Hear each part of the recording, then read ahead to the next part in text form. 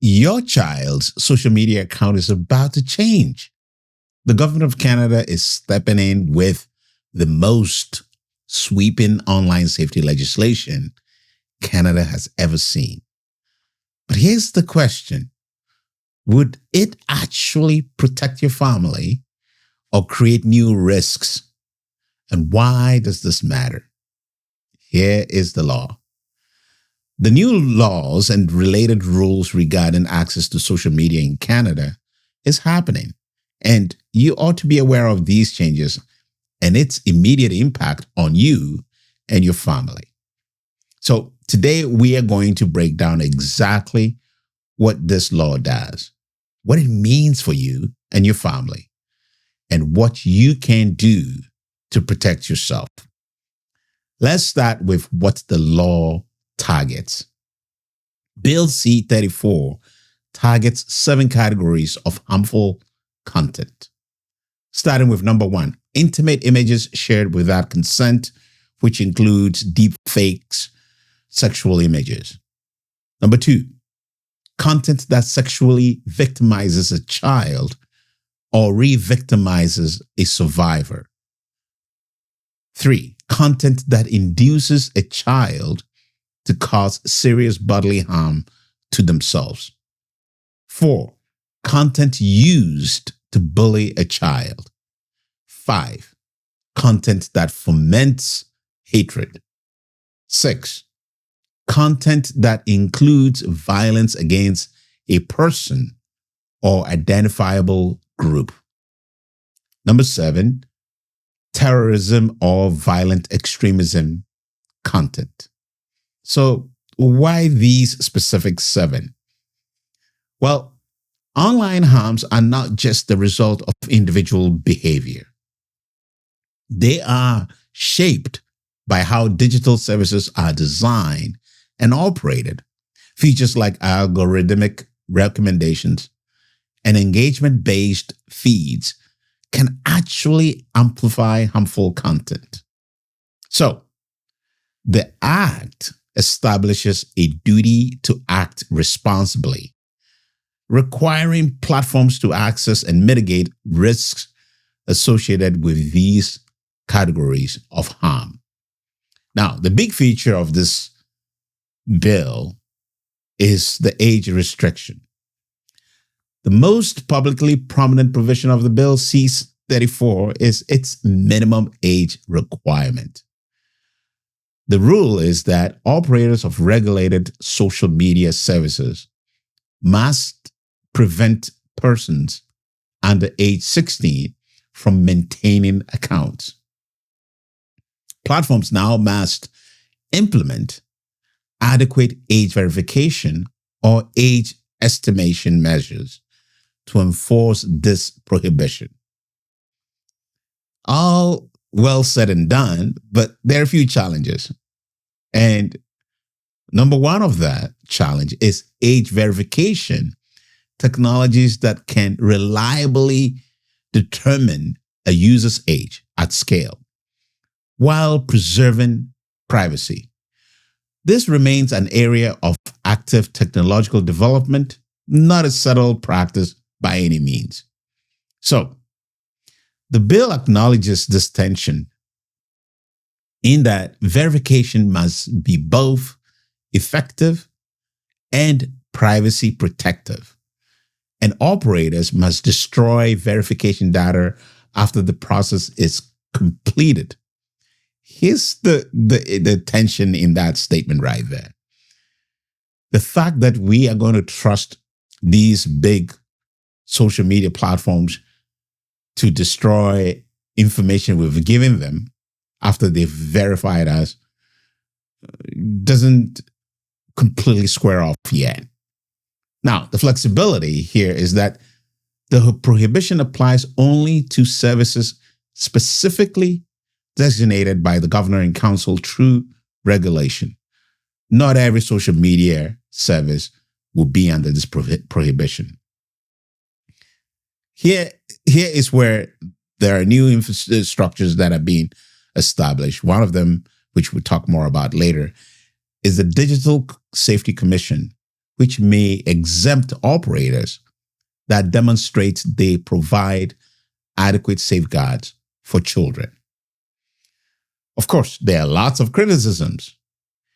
Number one of them is the Justice Center for Constitutional Freedoms. They warn that effectively banning social media for underage 16s will require screening everybody, adults included, through government-issued ID, biometrics, or other checks. The critics argue that this is not a narrow child protection bill, after all, but rather a population-wide identity screen, which is a valid point. Now, the bill also addresses AI chatbots, and the requirements are quite significant. Crisis response. So, for example, if a user expresses suicidal ideation, an intention to harm themselves or an intention to cause death or serious bodily harm, the chatbot must immediately interrupt their interaction and direct the user to crisis intervention services. This is still a huge problem because at what point are we going to be sure that these chatbots are not going to indiscriminately just start calling the police services while you're interacting with them, right? Importantly, the crisis service must connect the user to a human being. Automated responses alone will not suffice. Now, what are some of the prohibited behaviors? Chatbot operators must mitigate behaviors including posing as a human being in circumstances likely to lead the user to mistake the chatbot for a human. So, posing as a medical, legal, or other licensed professional and providing services is the issue here.